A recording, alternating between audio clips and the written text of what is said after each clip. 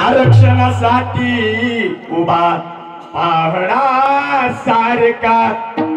पुढे तो कवी म्हणतोय, जाळपोळ आता कुणी करू नका, जरांगे पाटील माणूस दिसत असेल जरी बारका, जनमानसातला जरांगे पाटला सारखा, आरक्षणासाठी उभा पाहणा सारखा।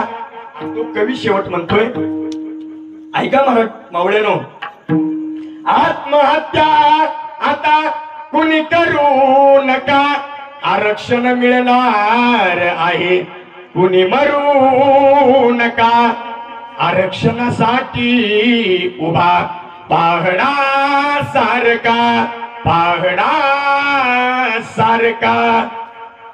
महाराज, या ठिकाणी कधी भाग्य उजळलं जातं।